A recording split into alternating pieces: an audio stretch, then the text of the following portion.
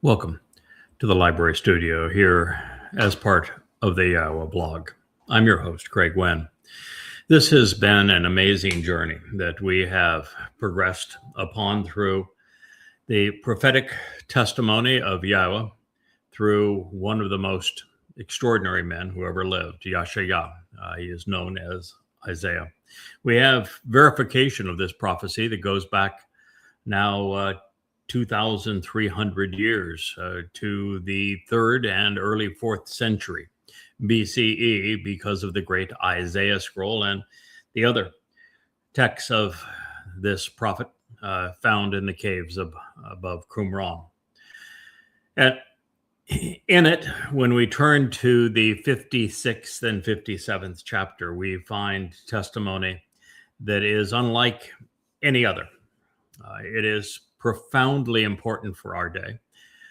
I originally turned to this section of Yeshaya because I knew that after we reconsidered what God had to say through Yeshaya in the 17th chapter of Isaiah regarding the timing of the Shabuah and Teruah harvests, as well as the sacrifice of the Adamah Parah on Teruah, and how this was going to play out as the world was devolving into chaos, and as we enter the time of Israel's troubles, particularly as the United States forces a Islamic state on Israel. We went here to confirm that all of this was going to happen in a way that we had been interpreting the words, which is that the two harvests will actually cause people to disappear, their souls to be removed, their bodies to vanish, such that the world doesn't know where they have gone, but yet Yahweh has welcomed them into his company. And it is in the opening two lines of Yeshaya 57 that we find this to be true. But leading up to it, we find God telling us of a remarkable individual for the last days that he would use to herald this message to his people. He is called Tzedakah, which means he's right. He is announced as the Nakar, which means he's an observant foreigner. And he presents God's testimony as never before. But as we move forward, and as he is part of this Shabuah Katsir, or harvest, which is the next fulfillment of a Moedim in Yahweh's schedule, we find that he is opposed. There is, by God's own parlance, a demonic woman, a despicable whore, using his terms, who opposes him. And God will make 10 verses, which comprise some 20 statements, specifically about her and her ilk. Devastating. It overwhelmingly the most aggressive and specific attack from God on any person or group of individuals throughout the entirety of the prophets. And it's specific to this woman at this time and those who have allied with her to denounce the message of Yada Yahweh and of Yada himself, even changing God's name in the process. And my first concern as we found this is that why would God give this much prophetic ink to such a insignificant imbecile? That's what they are. They're insignificant. A group of 8 to 12 people, meaningless, dunderheads at best. And each time they make a claim, were able to demonstrate their wrong instantly without effort. The very passages they picked to make their point destroy them. It's kind of like Paul in his letters 2,000 years ago. And so we are, Rich, we have a Wookiee that would really like to get in if you wouldn't mind. Wookiee went out for a stroll, but he likes to be part of these podcasts, so we'll accommodate him. And so my question has been, since I have been doing this, why would God be so vitriolic towards this otherwise insignificant cast of characters? And we're going to get to that answer because this is not a common rebuke. God names names, and he condemns this caste to hell. Now, before we re-engage, and we're going to go through a review in our process of re-engaging, so you'll all be caught up. I do want to mention what has happened these last few days, because clearly Donald Trump is proving with every word and deed that I have correctly interpreted the prophets and recognized that he is demon possessed and that he is the corporeal manifestation of Satan. He is the one the prophet spoke. He's the one that Christians know as the Antichrist. He's had quite a week, continuing to steal as a pirate oil tankers. The last one off the coast of Iceland that was crewed and belonged to Russia. The one prior to that belonged to China. He invaded a country. He abducted its leader. And he abducted him on the charge that he was the head of a narcotics cartel, only to rescind those charges during the indictment phase before the judge. You know why they rescinded those charges?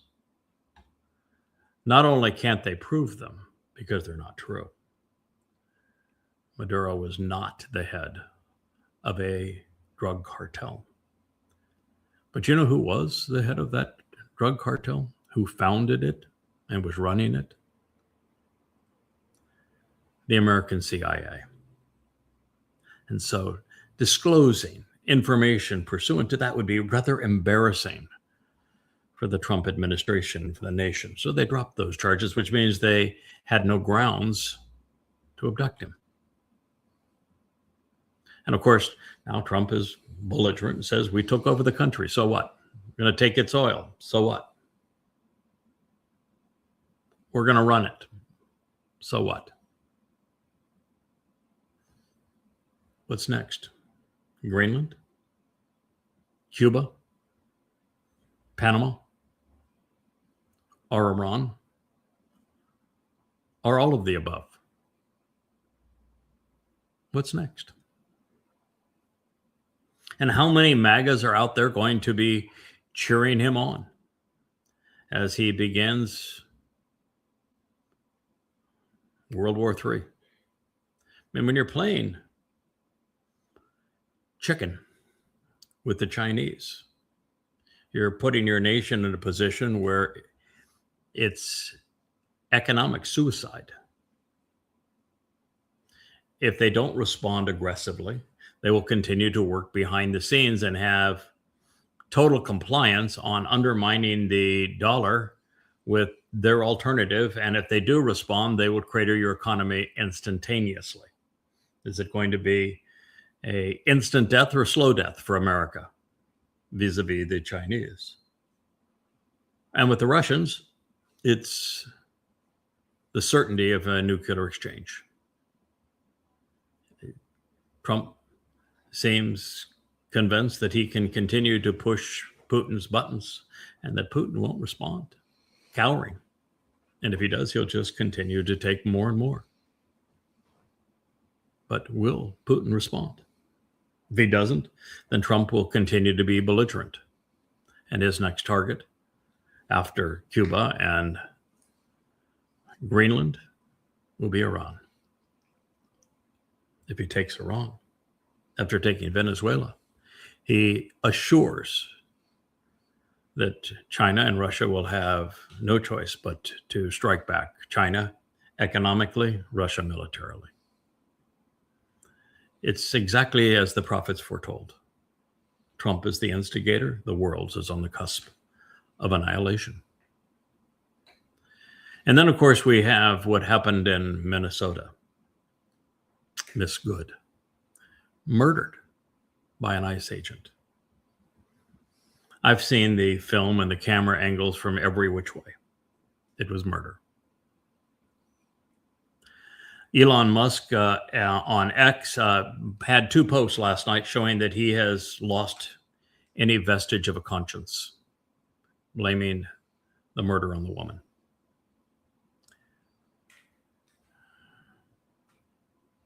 Trump posted a similar response, blaming the woman's death on her, lying about the ICE agent.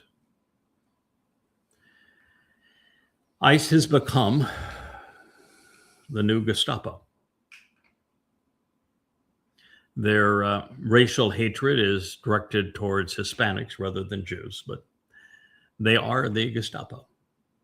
Trump's troops and National Guard in American cities are Trump's version of the SS.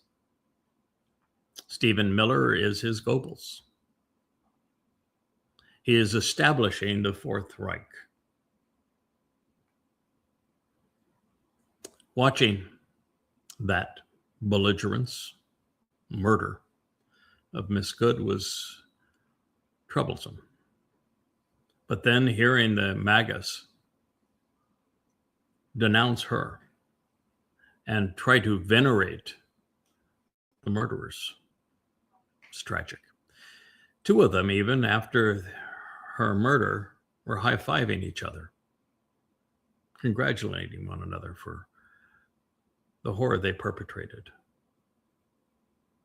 One ICE agent is even depicted telling a physician who wants to take her pulse and see if he can resuscitate her, can treat her, that no, he can't have access to her. And they just let her continue to bleed to death. It is a travesty. And I'm reminded during all of this that there is one nation that doesn't not yet know that Trump is demonic, that he is the great deceiver, the great betrayer, that he is the ultimate egomaniac and warmonger, a horrible sexual pervert, that he is exactly as the prophets had foretold. And that one nation is the nation that should know most of all, because the prophecies were written in their language, delivered by their people, and that's Israel. They're presenting Donald Trump as the second coming of Cyrus. They venerate him in Israel, and yet he is the very one who will betray them. He's still on record saying, don't worry about the West Bank. Israel's never going to take the West Bank. Why? Because he's going to use Judea and Samaria to create a Islamic state that he can give to MBS of Saudi Arabia as a way of prolonging the petrodollar another year or 2. Quid pro quo, the trade. The very heart of Israel to prolong the petrodollar, which is, by the way, the reason that the U.S. perpetrated its invasion of Venezuela. And by the way, I would like you to know that the celebratory Venezuelans that you've seen on social media, they were celebrating soccer matches 3 and 4 years ago. Such is not the case. The U.S. is despised in Venezuela.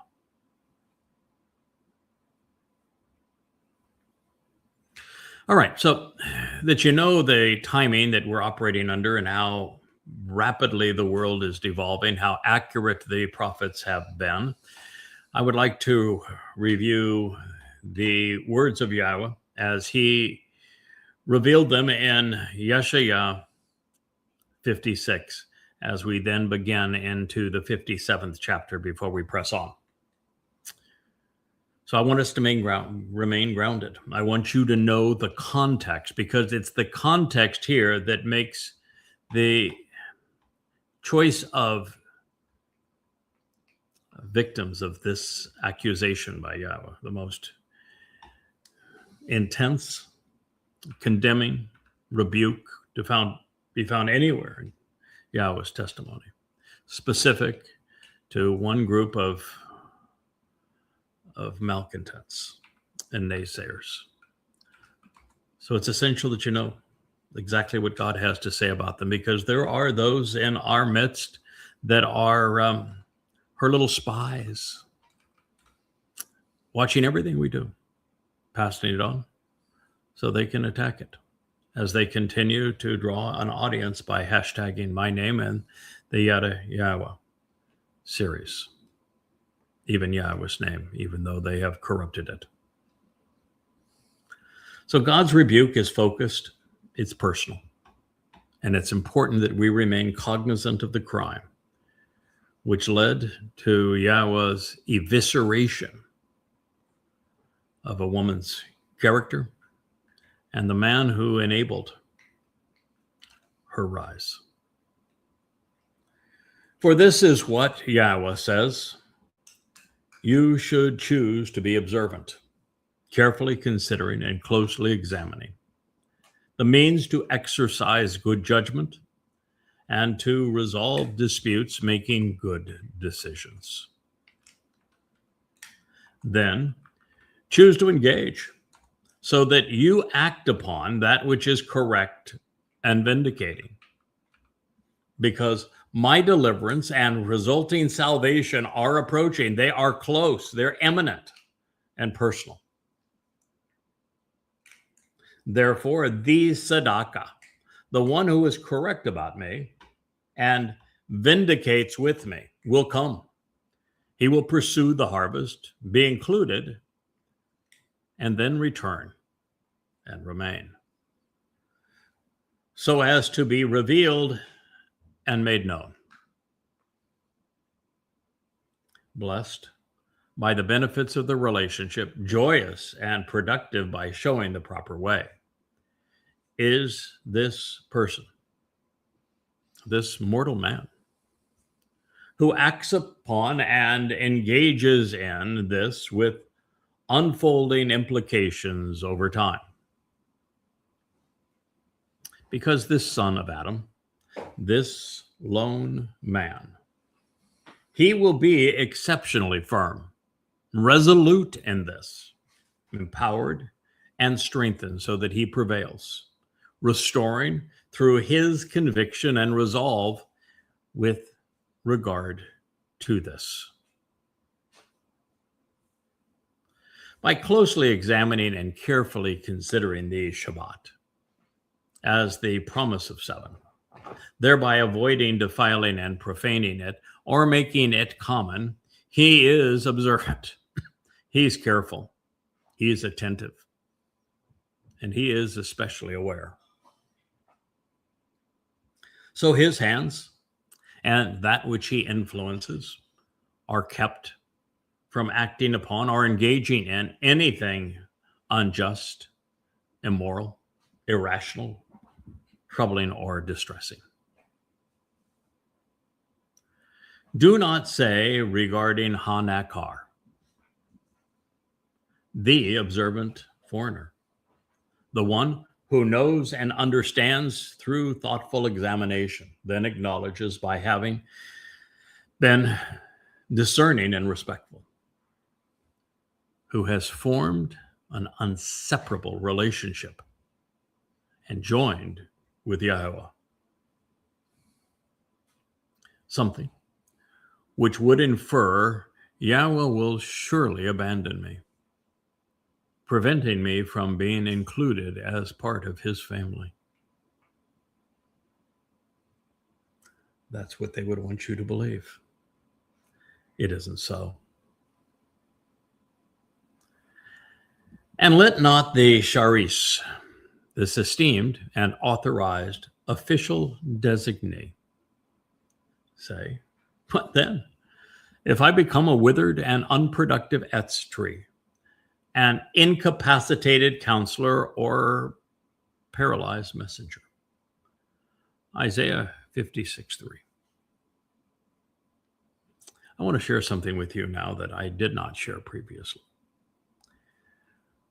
I have received upwards of 10,000 death threats from Muslims since initially writing Tea with Terrorists, then Prophet of Doom, now Goddamn Religion, and having done 10,000 radio shows in my name, proclaiming what I had learned, denouncing Allah, Islam, Muhammad, and the Quran. I never flinched. I have written many, many years ago, I think somewhat around 15 years ago, a book called Questioning Paul. Initially was the Great Galatians Debate, then Questioning Paul. Now it's called Twistianity. It's also 5 volumes in length. Repudiating Christianity, proving that Jesus never existed, demonstrating that Paul lied and that he was demon-possessed.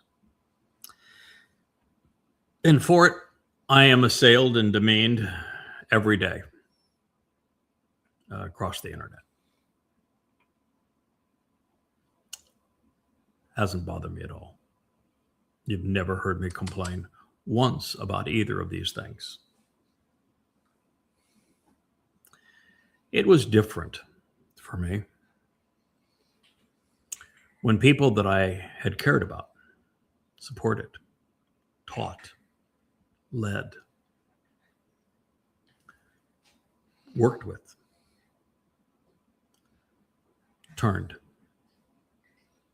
And not only left, but were vitriolic in the process. Doing more to demean and disparage my name and reputation than anyone who had ever been a Muslim or Christian or conspiratorialist that I had exposed and condemned previously. They have also had a field day with me. It didn't bother me. But these were people I cared about. These were people I tried to help.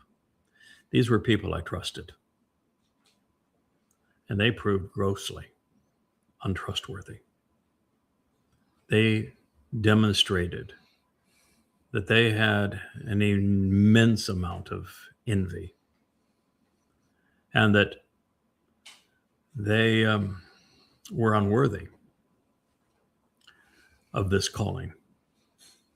But to have a group of insiders become so vicious, that hurt. One of these women was one of my wife's closest friends. She was my publisher. Well, she was a media manager for me, somebody I took under my wing, did more kindness for, did more in support of her than anyone in her life by her own admission. Another woman was my publisher, who I thought was rock solid. And then one of her best friends. The rest, particularly the men involved, with one exception, is one guy that I thought was pretty solid, a webmaster. But he turned out to be the most disgusting of all, most lost of all, the biggest enabler of all. And when they initially did this, it was hurtful. You know, it's one thing for somebody that you don't know who has read something that you have written and doesn't understand it to say, I won't kill you. Yeah, I've had thousands of those. It's another thing entirely. When people you were close to, that you talk to on a daily basis, turn nasty. And the very books and person that they had worked tirelessly to support, based upon one psychotic woman's mental breakdown, decided that they would have giggles by hashtagging my name and the books that I had spent 24 years writing, to draw an audience in, to disparage the translations and presentations of thousands of unheralded insights regarding Yahweh, the reintroduction of his name, the realization that his beloved Son served as our Savior, and to disparage me personally, writing all manner of hateful things and doing the same to my wife. That's a lot more painful. And it's debilitating. I recall at the when we saw them come up with their site that is specifically devoted to drawing an audience by hashtagging my name and yada yada. That there was one moment where I went to Yahweh and said, I didn't bargain for this. This pushes the threshold. It's personal. You promised to protect my family, and this is vicious. I don't deserve this. What are you going to do about it? Yeah, I was frustrated. It's closest to a Moshe moment I have ever had and may ever have. And I'm telling you now, bringing you into my confidence in this. I was frustrated. Because when you get down to it, ultimately, two things are true. One is that the medium that I must use to prevail in this mission is integrity and confidence. Your immediate recognition that I not only know what I'm talking about, but that I'm transparent. You can trust what I'm saying. And of course, they were trying to steal that. But the second part is that this is a job that cannot be done alone.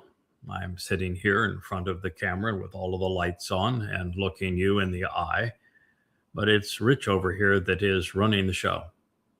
We can't do it without him. It's Leah that creates all the branding. It's the likes of Stephen and Kevin and others that manage, Anne, who manage all of the social media accounts where this information is distributed. I have a beloved fact checker and editors. My best friend over the years, who is our webmaster, reestablishing our site and our publishing situation with Amazon. I cannot do this alone, even with the infusion of Yahweh's seven spirits. It requires help. And there's something about having people that you had trusted for a decade, that you were close to, turn evil. So evil that Yahweh says, I'm sending them to Sheol. That they're demonic. That causes one to say, how do I know I can trust anybody?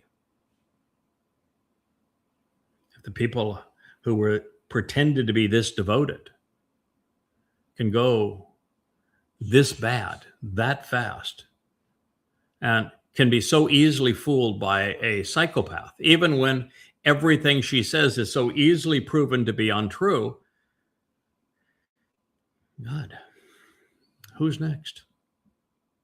So it was a very vulnerable kind of a position, because you're wondering, are there others out there that are just pretending? Who can you actually trust? Then I realized that's Yahweh's point. It's the key to the issue. It's why all this exists. It's why he took us back to the garden. It's why I came to understand that the whole issue with Adam and the reason that it was Yahweh who caused the fall of man is because he couldn't trust Adam.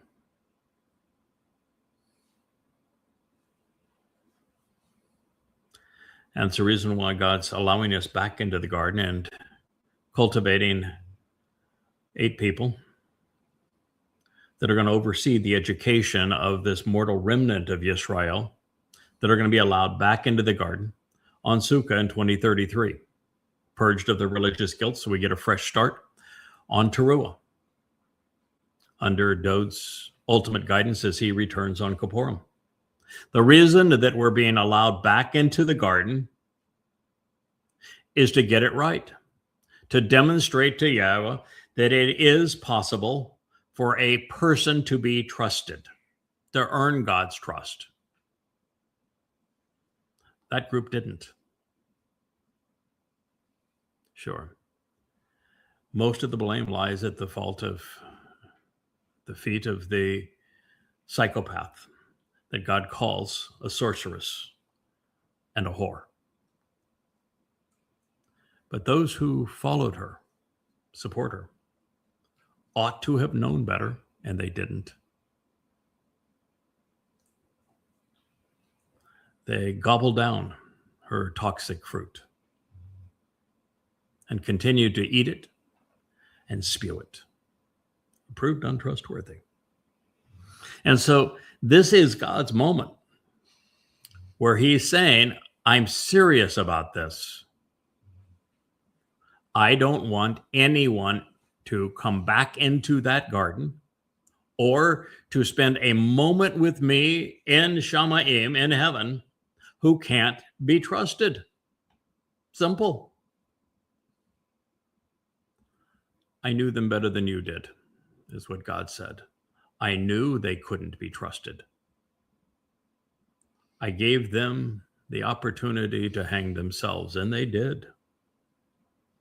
And now with this revelation, I'm explaining it all to you so that you know I'm really serious about this. God's not looking for a multitude of people. He's looking for quality individuals who are willing to listen, who are observant, who will engage based upon what they have seen and heard, and can be trusted. He's not looking for perfect people. They'd be boring. He's looking for people, if they make a mistake, they'll correct it and move on. He's looking for people, if they fall, will get up and get going.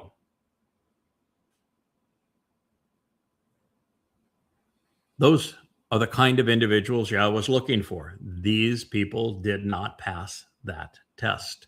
God is saying, I want nothing to do with them. Even if you are this sweet old lady that appeared to be so supportive, but you were sucked in by a lie this thin, this obviously untrue, I'm sorry. You didn't pass the test. And this time, because God is so upset by the idea that somebody who is given access to the truth, right there, as God is working through somebody in a powerful way, and then they would not only renege on it, but would challenge them, saying, oh, but we too speak for God, and then would demean his wife, and then would try to speak over him while demeaning his name. God has told us what he did in that case, because that is Miriam, Moshe's sister. God said, it's like your father spit in your face.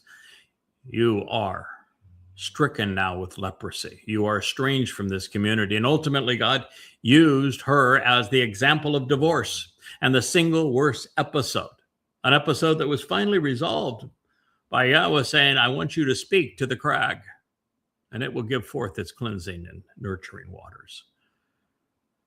It was there where Miriam was buried that the waters of Meribah became the most obnoxious incident during the entirety of the Exodus. So God is being quite clear.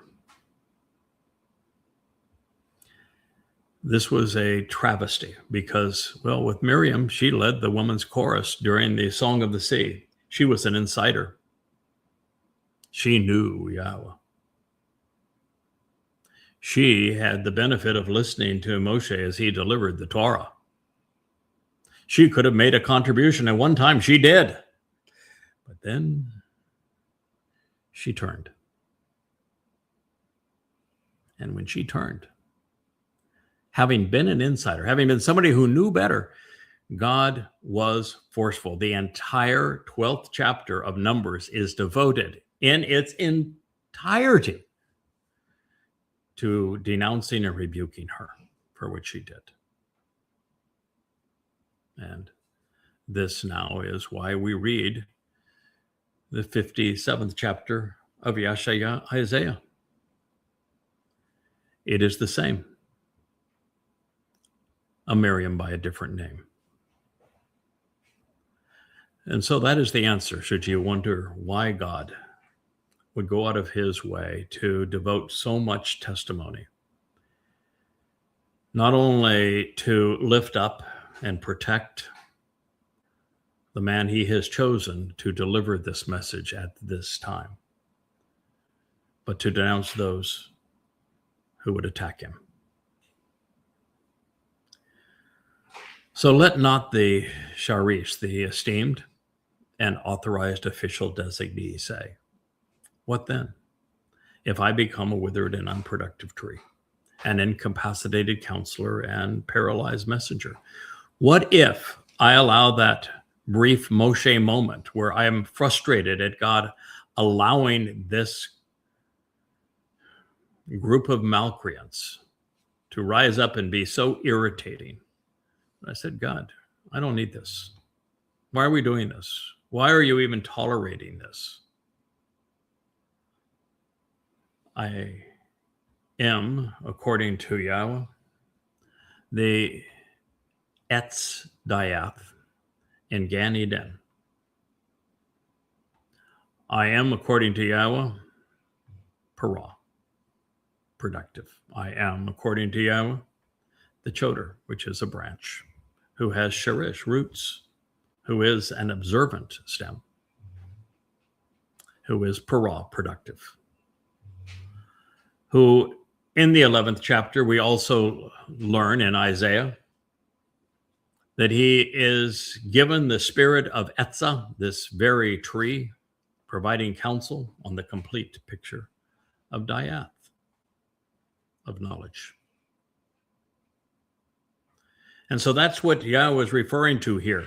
This tree providing the fruit of his people's redemption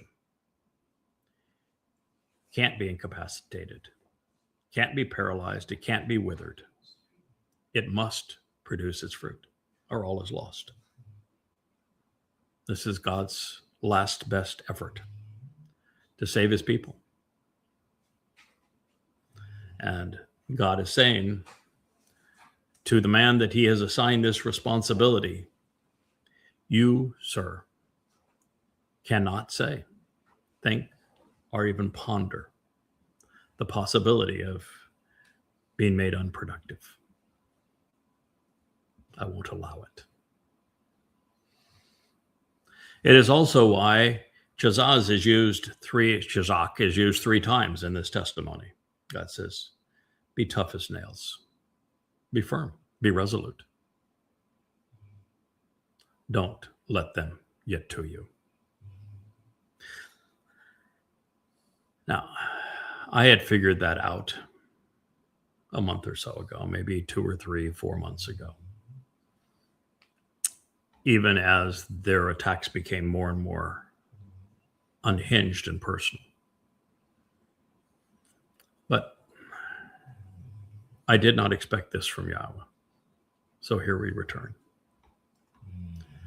Then God says, to the contrary, this is what Yahweh says on behalf of the Sharish, the esteemed and authorized official designee.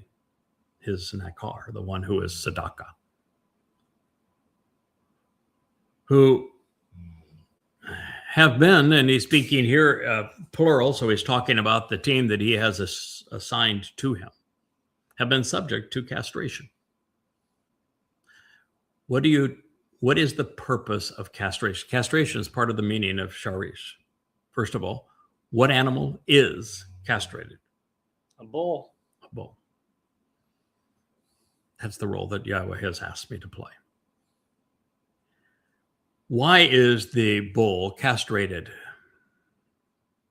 To make him unproductive. And let not to the contrary, this is what Yahweh says on behalf of the Sharish, esteemed and authorized official designees who have been subject to castration as a result of the positions they have taken as leaders.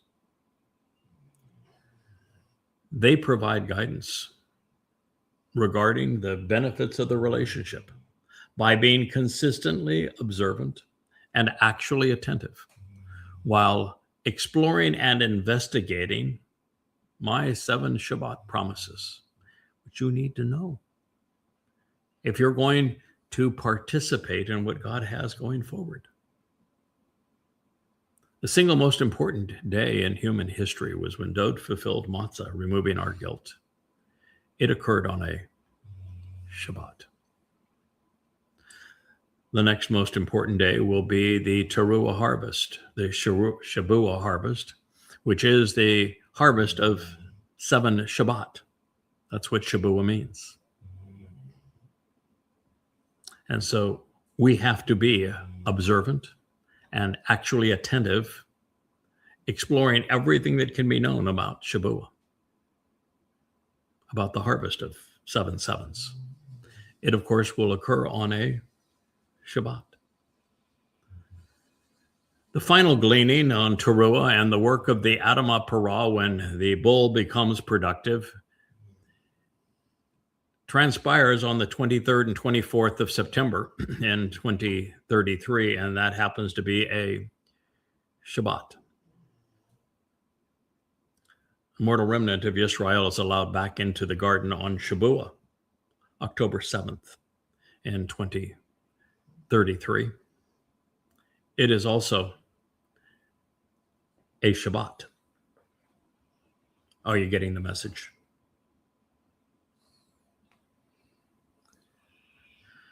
So, they have chosen, preferring at this time,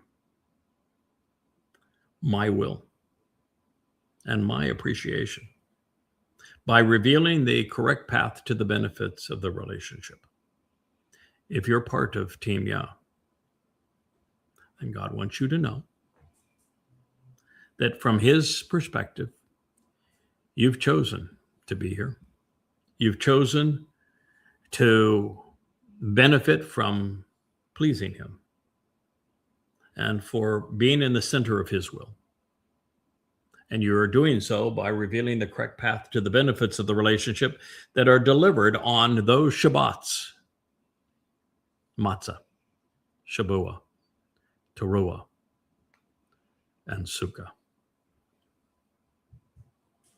Therefore, they are positioned to be Shazak.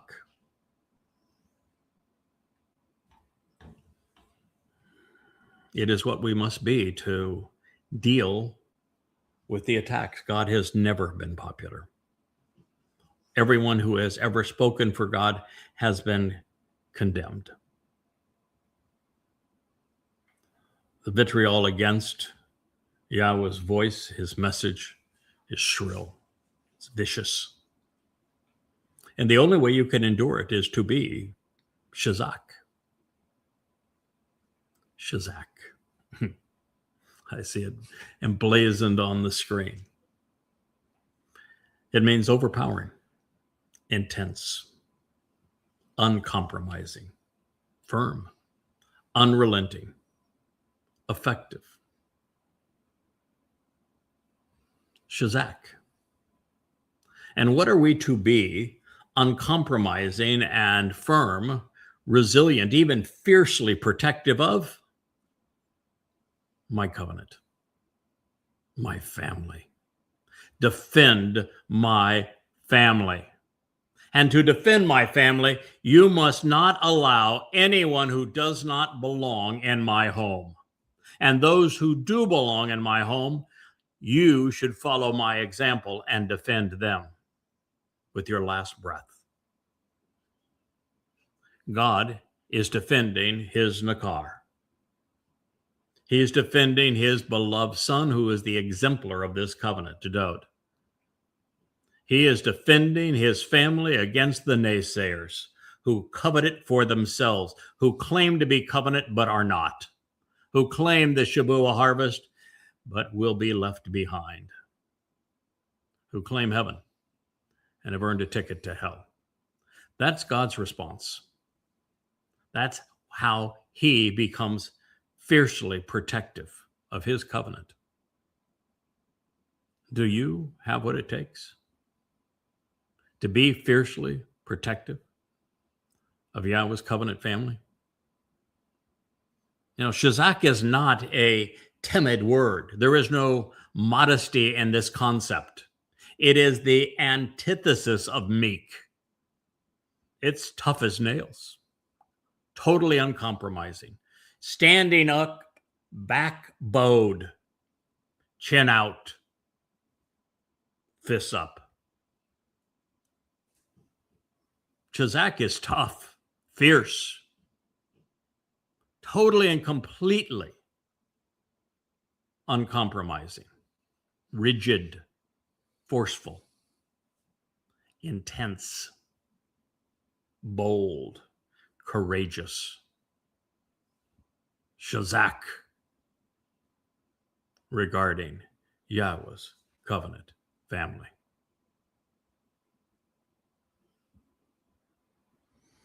Then I will offer, freely giving at that time, to those in my home and as part of my family, and within my protected enclosure, a hand, an outstretched one, welcoming, supportive, and empowering, and a name. Even better, more beneficial and valuable than other sons and daughters. The group that prevails to the end, that remains steadfast, committed, courageous, bold, empowered, enabled, that group will not only enter the protective enclosure of our return to Eden on Sukkah as the enablers of the mortal remnant of Yisrael, so that they come to understand what they must do to earn Yahweh's trust. That God is going to empower every one of you. He is welcoming you into his home. You are the most important enablers of his desire. You will receive a name from Yahweh, more beneficial and valuable than any other. As my friend Kevin said the other day, he liked the name Sharish, official, designee, someone they tried to make unproductive. It's a good name indeed. I rather like the one that Yahweh first gave me a long time ago, Yada. Each of us can have our own, or we can just allow Yahweh to give one to us. And I will give to him an everlasting and eternal, personal and proper name, a designation and reputation which, for having shared the benefits of the relationship, will never be removed or taken away.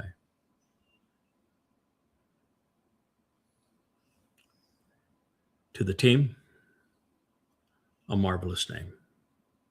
God's support. Entry into Eden on Sukkah. Yahweh's endorsement.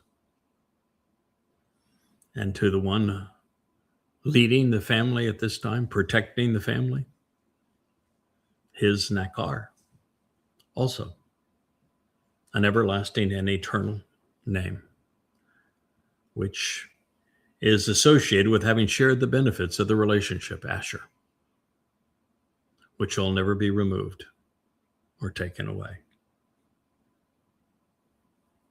Asher, by the way, happens to be a very fine name. It's one of the names of the 12 tribes of Yisrael, and it is a name that means to welcome, to meet, to be invited, to summon, to read, and to recite. It's a very good name. The children of the Nakar, that's another good name. Although, while he will remain observant, he is only a foreigner for a short while. So the children of Hanakar, so he's speaking of this team that is invited into the protective enclosure of Eden during Sukkah, who are the Sharish, the designated and official agents of God's purpose, who formed a personal relationship with God, who seek his will and to please him. No matter how old you may be or young, he is saying that you're my kids. This is said in a number of places, and don't worry, I may not be the world's greatest dad, but that's not the point here. The point is that my first order of business, since Yahweh has called you my children, is that I'm going to give them to Dode and say, they're yours. I will remain at your side, and I will serve you and them in every way you ask. But these are yours. The children of Hanakar, the observant and discerning foreigner, have formed a relationship with, and they adhere closely to, Yahweh, not Yahweh, not the mother God, to Yahweh. And they serve, attend to, and assist him, not her. They're loving, and they're adoring, and they appreciate everything that is associated with Yahweh's name. They aren't going to change it to create a girly god, a hermaphrodite. Continually and demonstrably existing as his co-workers. And here, I don't care if you want to make his capital H or lowercase h, and you are serving Yahweh or you're working with me, because the result is identical. And I think Yahweh sees it that way. Always observing and noticeably examining while considering the Shabbat promise of 7. Let's never lose track of Shabuah, shall we? Or the Shabuah celebration of Sukkah. Or that every important date save one between now and our return to the garden will be on a Shabbat. Shabuah, Teruah, and Sukkah, with the only one in between being Kippurim, because we will have already done all of the work necessary on the previous Shabbat.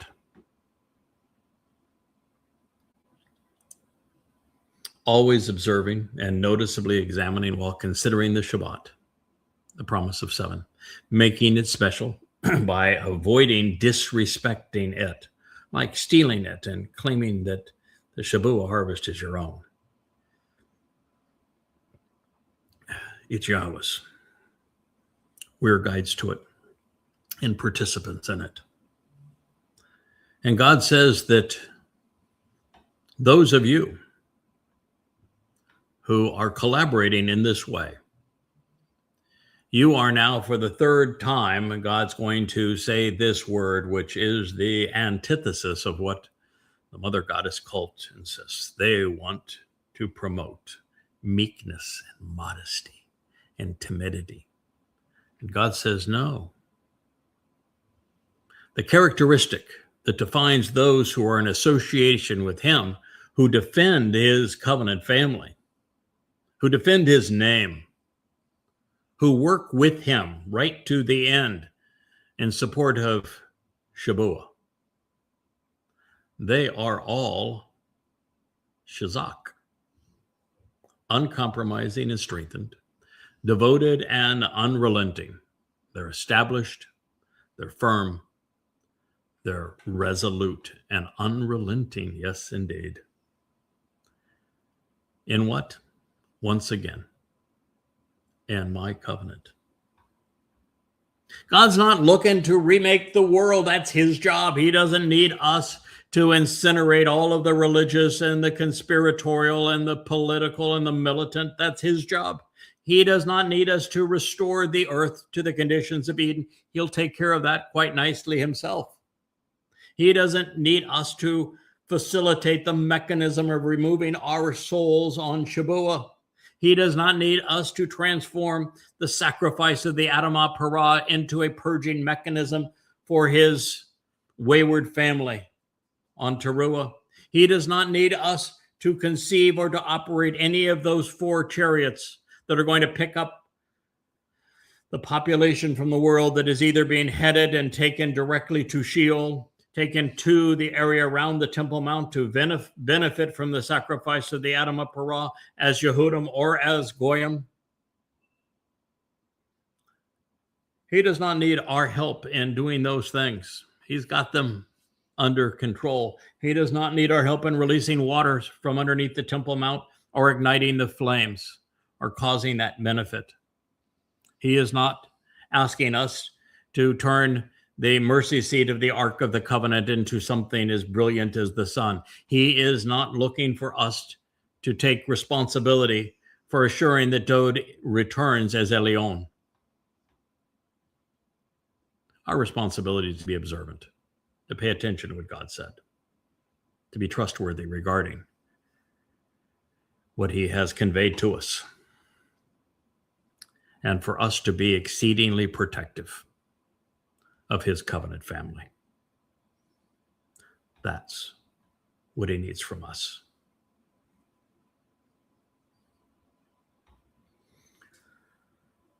I will bring them at this time to my set-apart mountain. Yes, he will. We're talking about Teruah now, aren't we?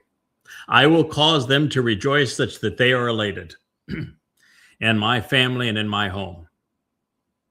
To be distinct, separated, and set apart of those engaged in intervention and intercession who are judgmental and decisive, such that they can assist with the people's evaluation.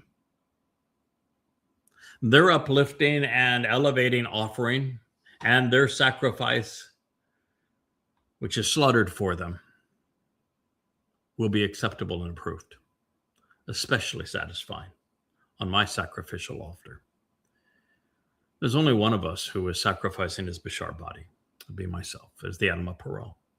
But every one of you who works with me in this regard, who is going to be there at this time, well, you're offering something that is exceedingly valuable.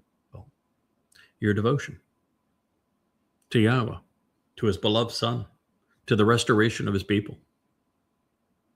God wants you to know that he is accepting and approves and is highly satisfied with what you're offering. I did learn something yesterday when translating Yeshaya 57:15 that was transformational in understanding what Dod endured on Pesach and Matzah, and what I will endure on Teruah as my body is sacrificed. The last kill of Donald Trump. A wonderful, lovely woman mother was taken yesterday. It wasn't his first, and it won't be his last, but I will be. And The lesson that I learned is one that I had begun to appreciate some time ago. And that is that Yahweh's Ruach never left Dowd, according to God's word. Which means the Ruach was with Dowd's Nephesh soul as he was bludgeoned on Pesach and then crucified. And the Ruach of Yahweh was with Dowd as he was dispatched to Sheol. That means that the Ruach of Yahweh isn't Yahweh, isn't God, but is something that God can use and dispatch in our world to protect, to enlighten, to enable those through whom he wishes to accomplish something important. But what this means is that Dowd's Nephesh was shielded from the abuse, the terror, the torment, torture of fulfilling Pesach as the lamb, and protected from the great pressure on the hellish separation on Matzah. It was the Spirit that took the blows. I don't think Dowd knew that was going to occur before he endured it. He may have. But the very fact he trusted Yahweh, knowing what was going to happen with both, is extraordinary. And what we had was a spectacle for the whole world to see, a heroic act for the whole world to appreciate. Well, God, as a loving father, did not allow his beloved son to suffer. In the 15th verse of the 57th chapter of Yeshayah, it says the same thing, this time of the Adam Parah. So, particularly for my wife, who has been troubled at the idea that Hasatan will be bludgeoning me, it's just my body. Understand that God will insulate my nephesh soul, such that, according to him, it's the Ruach that absorbs the blows.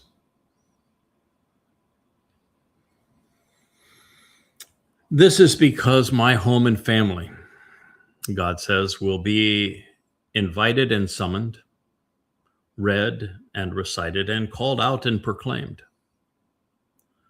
A home and family of reasoned requests and of sound judgment for those who are set apart, distinct, and uncommon, and of intervention and intercession, even of assessment and evaluation. Tefillah. It is a word that we analyzed from, if it's philah or philel, as the basis of it, whether it means intercession and intervention, palal, or palah, if it speaks of being set apart, distinct, uncommon unto Yahweh. Either way is fine. I think that the primary definition, which is based on the Pei, Lamed, Hey letters, with them, all of them matching, is that it would read like this. This is because my home and family will be invited and summoned, read and recited, called out and proclaimed, a home and family that is set apart, uncommon, and unique. For the entire family and for all people. This is important to me for a number of reasons. Well, Yahweh chose Yisrael. Israel did not choose Yahweh. The reason that God chose to convey this message through a Nakar, an observant foreigner, is there were no Yehudim willing to listen or respond. And by saying it this way and concluding God's story as he began it, says everybody in the beginning of God's story is a Goyim. Adam, Chava, Noah, his family, all Goyim. Abraham, Sarah, Goy. Yishak, Jacob, they're Goy too. Everybody initially is a Goy. And that's how God's finishing the story, with his recalcitrant and embittered people in between. And ultimately, there will be two spiritual chariots that bring people back to Jerusalem. And while they have different roles, at least initially, one is the workers, the other, they're both work. It's just different kinds of work. Because if you're not working, you're not going to remain in Eden. It's a prerequisite. But of Israelites and of Goyim. And there's so many people who are Goyim who accepted Yahweh's invitation to be part of his family and have remained part of his family along with the Israelites and Yehudim. And so as we know and we hear the Yahweh's plans to have two groups of people brought into Jerusalem, and that a group is brought in based upon their attitudes and aptitudes who are Goyim, who are not overtly religious or political, and they will benefit from the sacrifice of the Adam of Parah, although they will enter the millennial Shabbat as workers. That's not a sentence. That's not a condemnation. That is an opportunity. And the covenant will be available to all people. All of them will have that opportunity over the 1,000 years to earn that right. Yahweh, my upright one and foundation, who gathers and assembles yet again the scattered of Yisrael, those who engage and endure with God. This is what God is doing on Teruah. He is gathering his scattered, just as he said, from the four corners of the earth in these four chariots. Although one stays in Jerusalem and just gathers those around the Temple Mount with Eliah and with Yada, and one escorts the religious Jews dressed in black in a black chariot to Sheol, a black hole. Consistent theme there, don't you think? And the white one brings them to be purged, and these non-overtly religious and political Jews to be purged by the sacrifice of the Adam of Parah, and the dappled chariot is for the Goyim. So God's going to gather and assemble yet again the scattered of Yisrael, those who engage and endure with God. And he's announcing this in advance of its occurring. And he says, I will obtain, bring together, and assemble before him, masculine singular, those collected and obtained by him, masculine singular. Now you might say, why would God give a man credit for what is obviously a miraculous act? It is, but God bringing his people from around the world on Teruah into Jerusalem to position them around the Temple Mount to benefit from the sacrifice of the Adam of Parah is all God's doing. I mean, the Adam of Parah's role, the Nakar's role at this moment is to die, sacrificing his body. Any idiot can die, right? So why would you give the idiot who's dying? I'm using that term facetiously because God doesn't think I'm an idiot. And it's only my body that succumbs, not my soul. And spirit is protecting my nephesh during the process. But why would he give credit to the guy playing the part of the bull? Because it's his nature. And because it didn't happen by accident. God made a decision 3,450 years ago that he was going to pick people through whom he would speak. And so those who are gathered will be collected and obtained by the words he has shared. By that time, he will have had 32 years invested, with another 8 years of hard work to go at the beginning of the return to Eden during Sukkah for 40, so it will match Moshe and Dod before him. But it's his words which has resonated finally and collected and obtained these people. They wouldn't be there without those words. And so God is sharing credit. It's his nature. If he chooses someone and enables them and then wishes to share credit for what he is achieving through him, then that is his prerogative. And it's not just that is God's right to do so, it's his nature to do so. It tells you an enormous amount about him, doesn't it? That he will share credit with a lowly man, an Enosh, a mere mortal. It says, every beast and animal of the country and open environs you will choose to come to devour and destroy, every living being in the thicket and the foliage of the tree. Yeah, it's going to get rough out there. This is Isaiah 56:9. Those in the foliage of the tree, you are members of the covenant family who have earned that right by having devoured the fruit of the tree of knowledge. Books like these. And there will be animals of all types, mostly religious, but also political, conspiratorial, anti-Semites, who will have come, well, largely for the last jihad.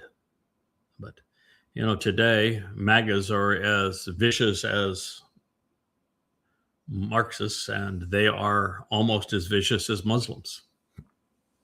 The world will turn not only against Israel, but against those representing Yahweh. So every beast and every animal, the open environs will come. They're going to try to devour and destroy everything in the thicket of the foliage of the tree. 56:9. Those who are watchmen, who are assigned to be lookouts, well, they're going to be blind to all of this. All of them are ignorant and opposed to Yada. God plays favorites. You don't score points with God by opposing those he has chosen. They're all doing so without understanding, without revelation. They're completely unaware. They're unable to teach and are therefore clueless. They are universally contemptible, rife with emotion, akin to dumb dogs, incapable of intelligent speech. They are without the capacity to understand or the ability to prevail, and they will not succeed as they are utterly incompetent, unable even to bark, panting while dreaming and thus hallucinating, lying around smitten with their inactivity and lack of awareness.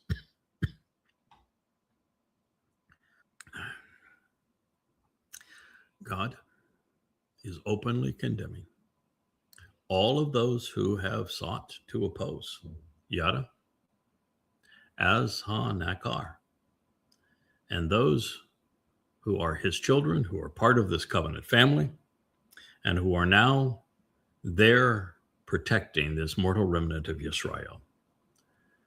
And God is not impressed with them. And he is on record saying, bark as you will, try to bite as you will, try to devour those in the tree of knowledge, if that's your last hurrah. It will be for naught. You are dumb as stones. And so those overly emotional whores and malcontents have an intensely fierce soul. They're stubborn. They're self-willed. They will never acknowledge that they have gone too far, never admitting that they are gluttonous and unrestrained, as they are insatiable, never being satisfied. And that's the answer to this mother goddess clique, is that they will press on. And why will they press on? Because God needs the filter. He needs one final sieve of those who have sniffed the fruit, now who have to be denied because they are not trustworthy. And so, right to the very end, there is to be this final filter. So it goes beyond the filter of religion being excluded, the filter of overt politics causing estrangement, the filter of conspiratorial anti-Semitism that is so rife in today's world that precludes access. There will be this final filter, and that Yahweh is going to excoriate them in a moment. No one who is untrustworthy is going to be allowed into Yah's presence. Those acting as shepherds, clamoring for authorization, to lead and to feed the flock, they're not Yada, because they are ignorant and irrational, devoid of understanding, neither perceiving nor comprehending, and thus lacking the capacity to make intelligent connections. All of them, they've turned to their own way. Every person after their own ill-gotten gain and dishonest advantage, acting like thieves, without exemption or restraint, and at the very end, to their demise. What is the very basis of Judaism and Christianity?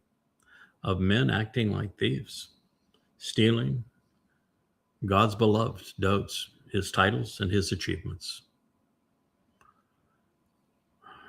dishonestly acting like thieves by coveting and claiming God's authorization for themselves while denouncing his testimony, even changing his name. They're the ones acting like shepherds. They're the ones pretending to be authorized to lead the flock. But God's saying they're not Yada. They're ignorant, they're irrational. They lack the capacity to make intelligent connections. All of them have turned to their own way. Every person after their own ill-gotten gain and dishonest advantage, acting like thieves, without exception or restraint, and to the very end and to their demise. You should agree, therefore, to come, consenting to assemble together to change these things around. I have decided to obtain and accept, they are saying now, intoxication with the confusion and insobriety that wine causes. So this is their modus operandi. They are saying, inviting others into their company, where they're saying, come on, assemble together with us. We can change things around. We can all be similarly intoxicated and confused.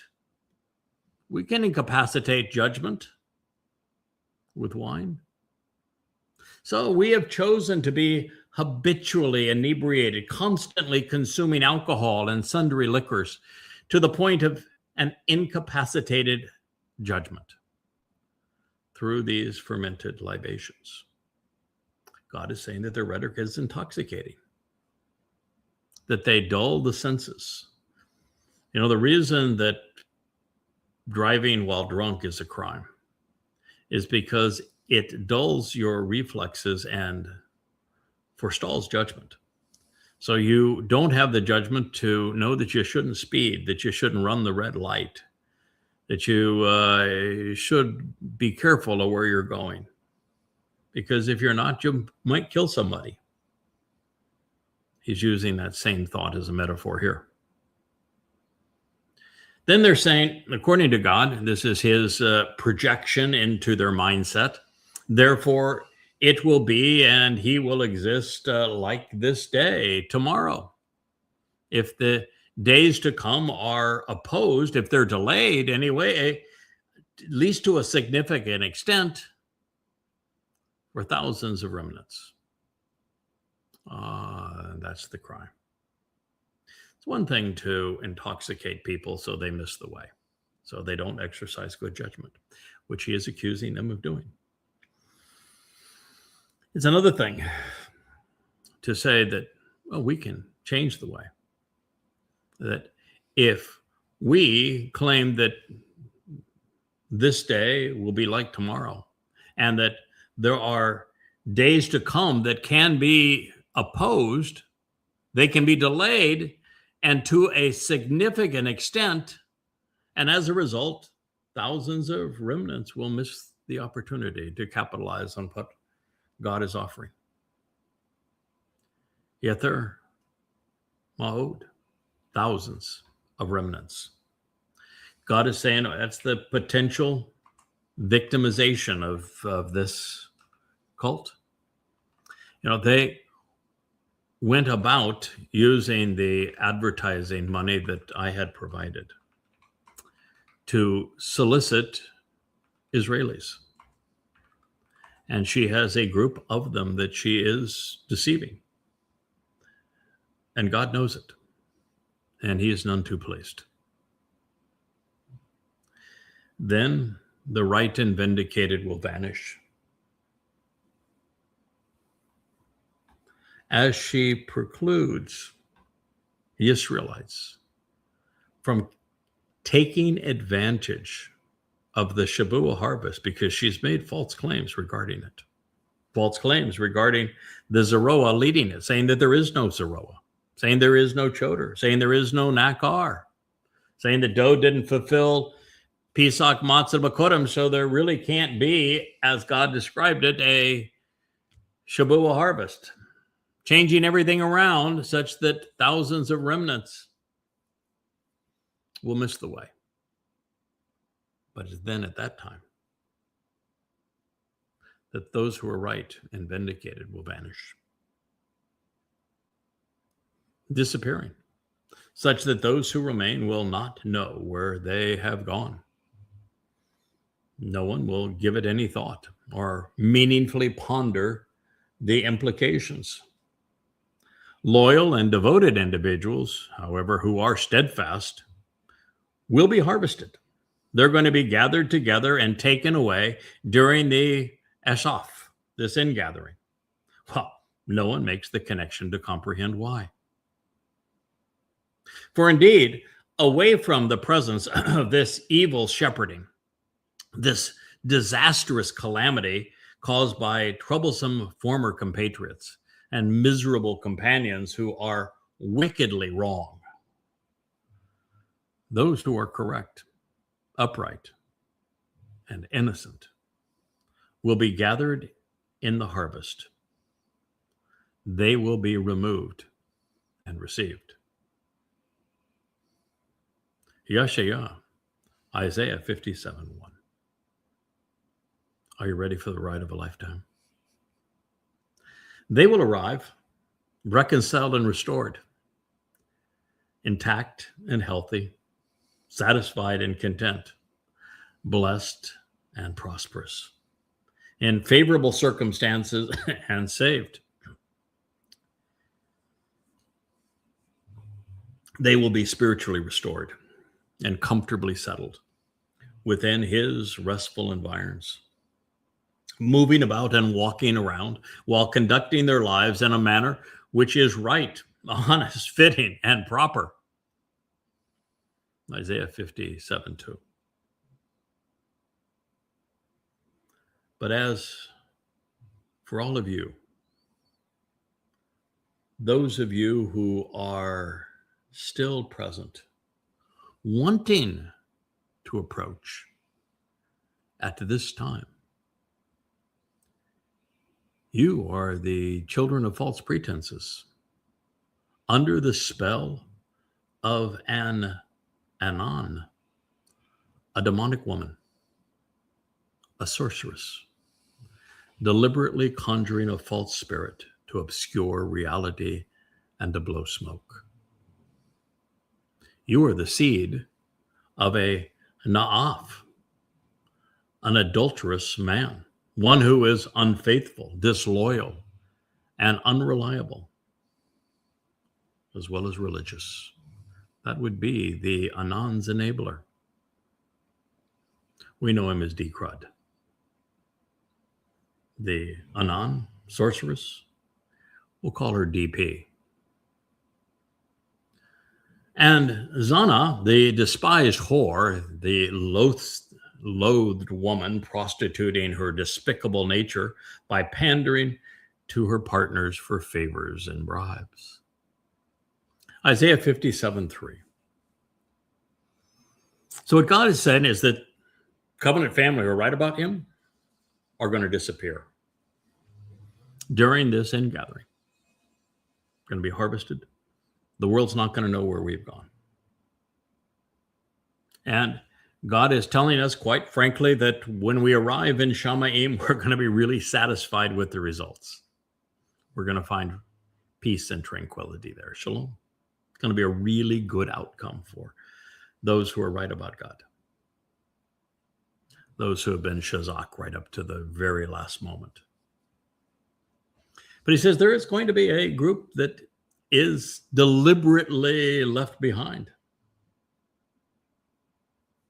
And he says, of those of you who are still present, but wanting to approach, Karab, written in the imperative mood, saying that this is what they crave, to be part of this harvest, but they're not. They're left behind at this time. That would mean they have to be someone who is not Christian, who is not Muslim, who is not a practitioner of Judaism, who knows that this is a harvest of the covenant family on Shabuah and expected to be part of it, wanted to be part of it, but was excluded from it. The list of that group of people is limited to this caustic clique of the mother goddesses. You see, Christianity is expecting their rapture to occur on trumpets, teruah. They've already claimed Shabuah for the birth of their church, fulfilled long, long ago. There isn't a single Christian who is going to be, wow, boy, we missed the rapture. We were expecting to be part of it on Shabuah. Not one. They've been beguiled by Paul to believe that their harvest is the rapture of trumpets on, which is teruah. These aren't Christians. They aren't practitioners of Judaism either. Why? Because there isn't a single harvest of souls in Judaism. In Judaism, there is no interest in an afterlife, in going to heaven, in the what they would call the final resurrection. They have no interest. They don't talk about, in Judaism, the penalty of Sheol or the reward of Shamayim.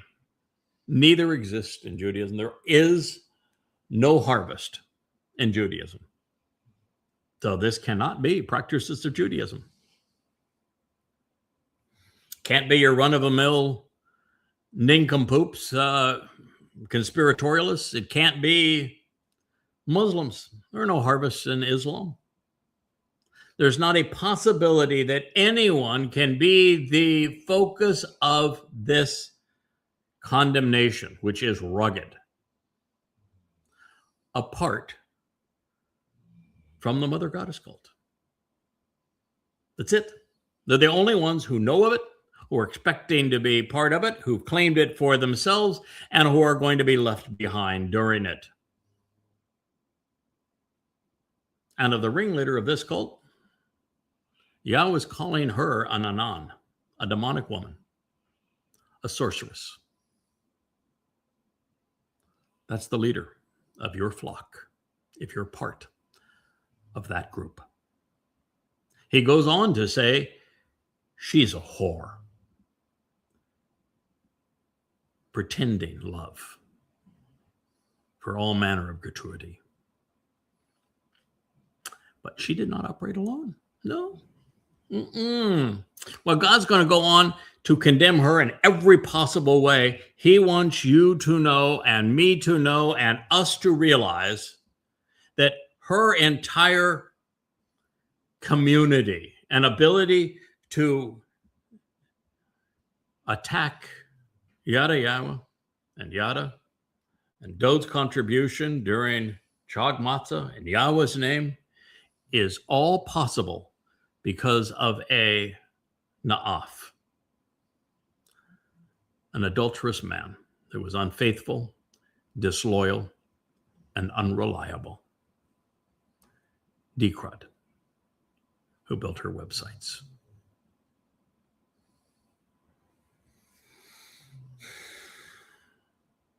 It's the most specific, condescending statement in the whole of the Torah and prophets. And where it leads is even worse, in that the group is dispatched to Sheol. They did this to themselves. You expected to be part of the harvest because you tried to commandeer it. You actually wrote that Shabuah was your harvest. And then you said that those who would listen to Yahweh's Nakar would all die. This is your doing. That psychotic woman who has misled you, according to God, she is demonic. She is a non. She is a despised whore.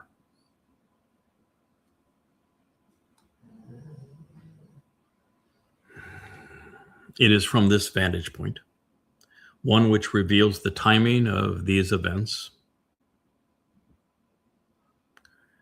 as we approach the Shabuah harvest, the identity of the hero, the Nakar, the villain, the Anan, and the basis of their argument, which is over Shabuah. Yahweh is continuing to critique this adversarial contingent of what he views as demonic conspiratorialists. Anag, ridicule, as the opening verb in this segment of the rebuke was scribed in the Hitpael imperfect, plural, to reveal that the demonic woman's rebellious and condescending brood would continue to mock and slander, doing so on their own initiative. Listen, on what basis have you, without any actual guidance or provocation, independently and continually become so effeminate and overly sensitive, self-entitled individuals delighting in ridiculing and mocking? Anak, have you all, apart from others, uniquely become so swayed by a woman and feminine individual, becoming yourself effeminate, losing any sign of masculinity? You don't have a backbone anymore. You're not capable of reasoning. You're just awash with emotions, overtly prone to ridicule, enjoying being slanderous without any prior inducement. You're exploiting another while taking pleasure in acting like overly emotional, needy, and gossipy women, hopelessly relishing derision. You're pliable without substance. Hitpael, imperfect, second person, plural. Against what? Against whom do you open your mouth and boast, sticking out your fangs and your prolonged tongue lashings? Are you not the children born of revolting rebellion, who rose up in clear defiance of the authority and relationship by holding a grudge and remaining stubbornly indignant? Pisha, into discordant deflection and false interpretations contrary to God, lost in religion, offensive, incensed, and criminally wanton, rebelling against the agreement. You're the seed, the offspring, the result of a shekur, a vain and useless liar, who is a betrayer, a deceptive and vain fraud, promoting a sham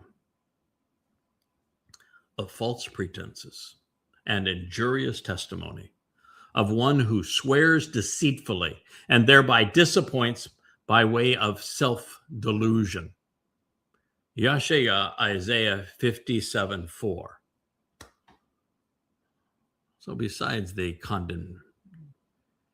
condemnation from God, how'd you like the verse, Miss D? How does that suit you?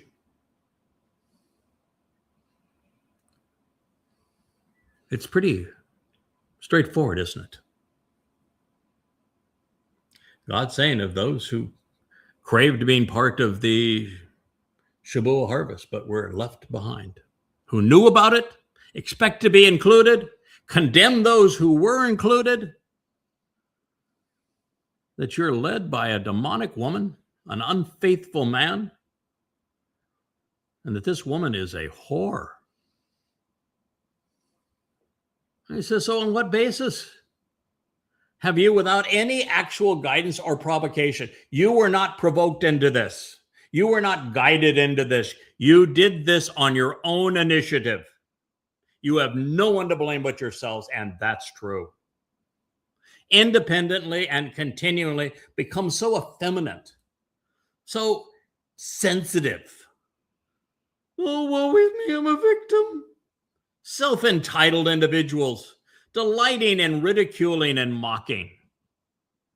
That is what you are. Own it.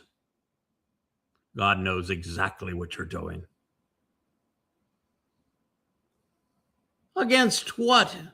Whom do you open your mouth and boast, sticking out your tongue? Are you not the children born of revolting rebellion? Those who rose up in clear defiance of the authorized relationship, holding a grudge, remaining stubbornly indignant, even when you're proven wrong? You're the seed of a sheker, a vain and useless liar, a betrayer who is deceptive and fraudulent because she's promoting a sham. Doesn't get much rougher than that, folks. And the audience here is exceedingly finite.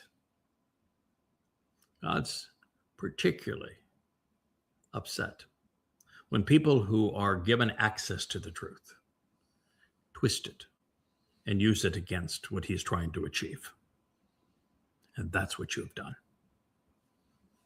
Addressing the demonic whores, malcontents, Yahweh explains that they will be acting, now are acting, on their own initiative. Remember, this prophecy was conveyed 2,700 years ago. That's how long Yahweh has held his breath regarding them. He has told us, recognizing that when we came here to validate that the Shabuah harvest would cause souls to literally disappear, that were part of his covenant family, that were right about God, this is where he placed this rebuke, knowing that we would find it at this time and be able to share it with you.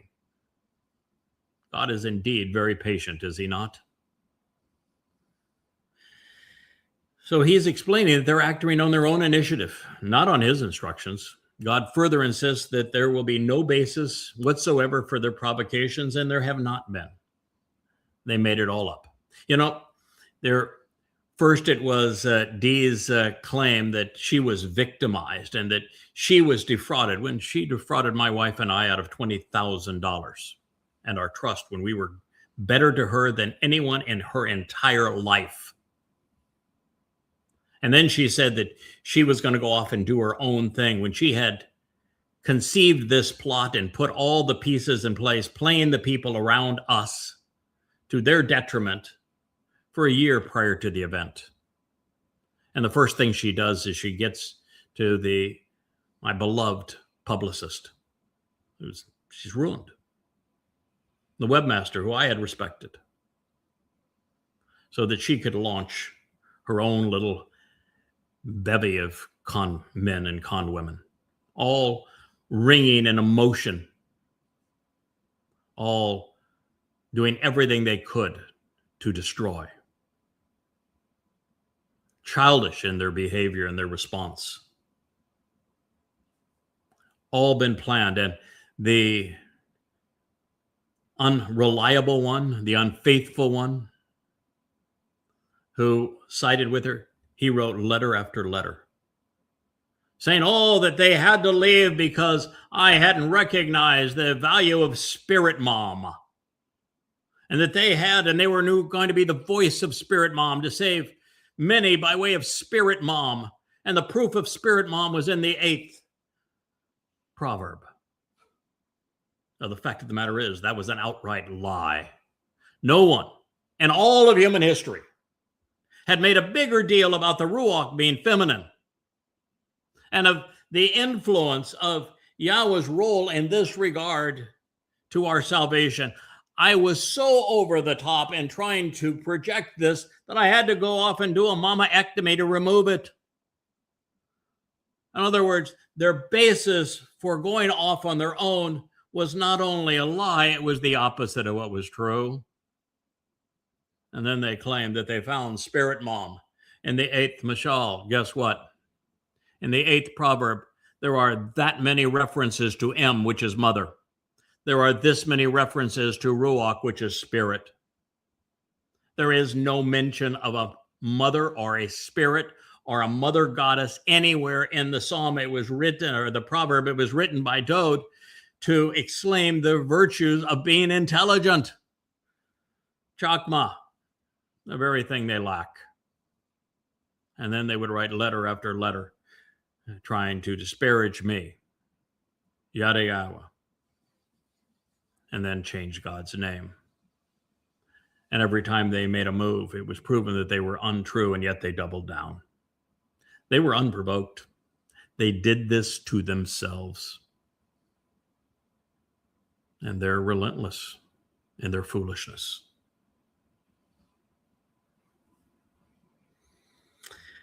Yahweh lays down the gauntlet, prophetically proclaiming that the mean-spirited provocateurs would assuage their hurt feelings through mocking, slander, and ridicule, thereby committing the ad hominem fallacy ad infinitum.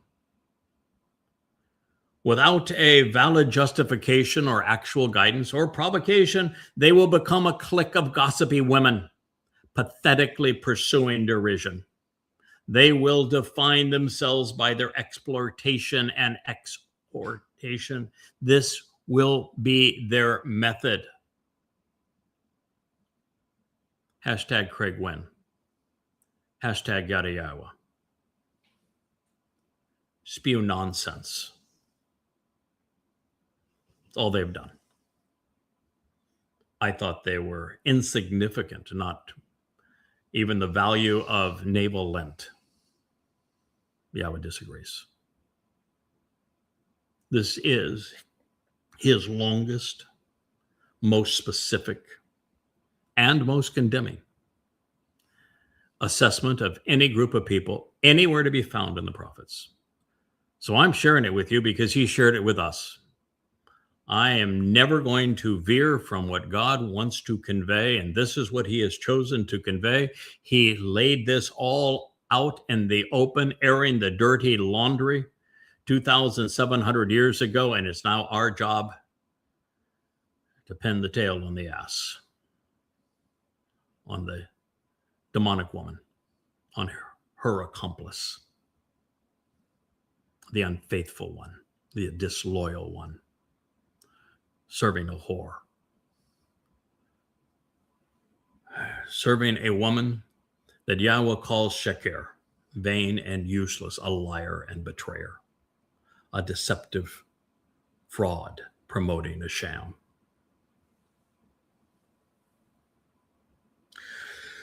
Having told all who were willing to listen in the 56th chapter of Yeshaya that he would be that God said that he would reveal and enable his tzedakah, his correct nakar, observant foreigner at this time. Yahweh reveals that the boasts and the tongue lashings of the zanas are exceptionally ill-advised.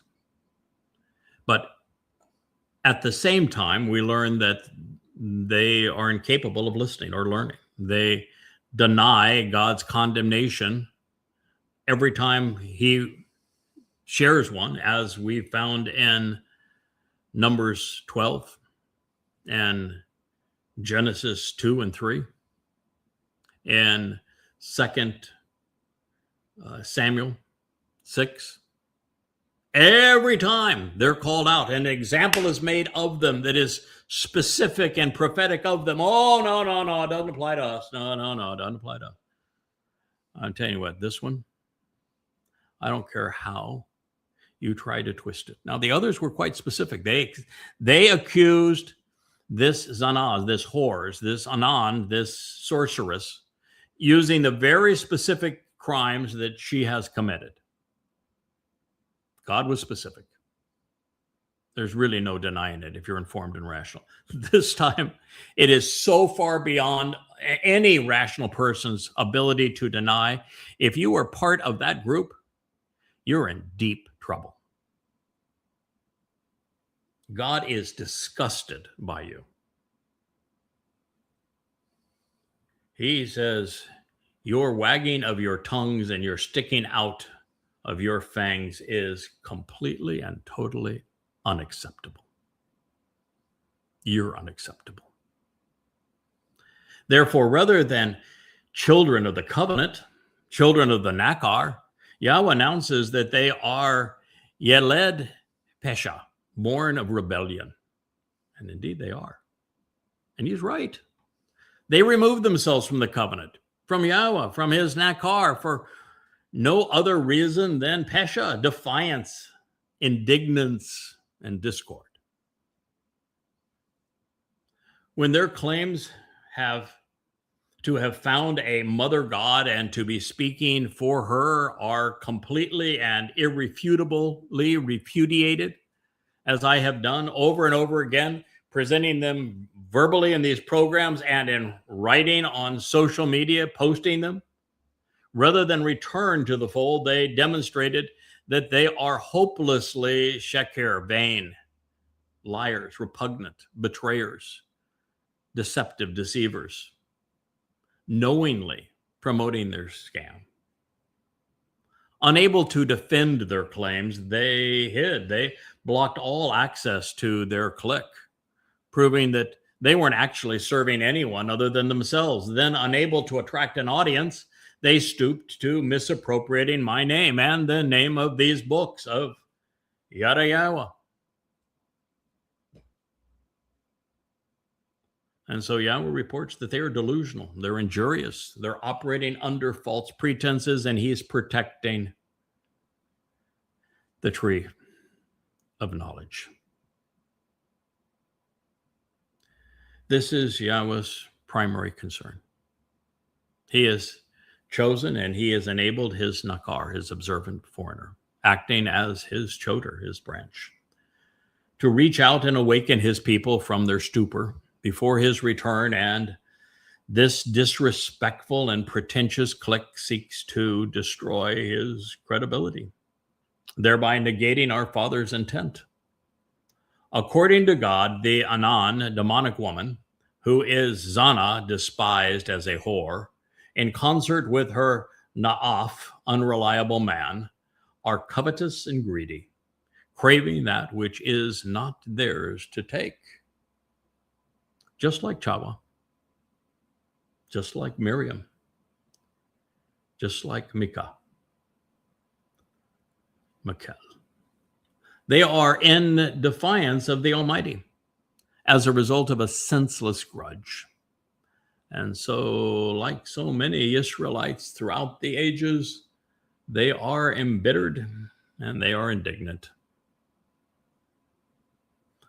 The fact that these wretched souls continuously solicit followers by hashtagging my name, God-given titles, and website devoted to our collaboration, as well as the Yada Yahweh series, 24 years of work translating Yahweh's testimony, is because of their intense acrimony. They have been whipped into a cantankerous frenzy. And as bad as that sounds, God has even more to say about those trying to topple the tree of knowledge. It's the story, is it not, of Numbers 15. And disavowing the ram and the bull, making it personal. And you, are you not those who burn with rage and who are so intensely and acrimoniously riled up and boiling over against the Ha'el, the prominent tree, and the leading ram, the doorway, and the prolific source of leadership? With Ha'el, God got them both, the ram and the tree, the doorway and the one leading the return.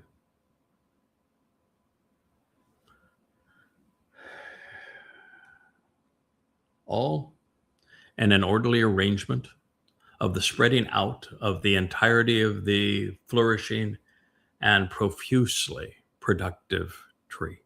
That's just in case you didn't recognize that Al is prominent tree and ram. God says in particular now, you're going against the spreading out, this profusely productive tree of his, the tree of knowledge, the Choder, thereby taking the lives of those who would otherwise be born with an inheritance, all from the Sheaf, the branch, and Hasalah, the rocky crag. Yeshaya, Isaiah 57:5. We're 2 hours in. I normally only go an hour, but there was so much to share, and we are just beginning. We aren't even 1/3 of the way through God's condemnation of this evil woman and her consorts. That we will continue this tomorrow and probably the day after. There's a lot to share. There's a lot for you to know. And in the end, we will assess all of the reasons that God decided to issue the single most condemning assessment of any individual for us to read at this time, and why he is specific of this one group, and why he is sending them to Sheol. I appreciate you listening. This has been tough testimony to deliver, but we are never going to run from the words of our God. Good day.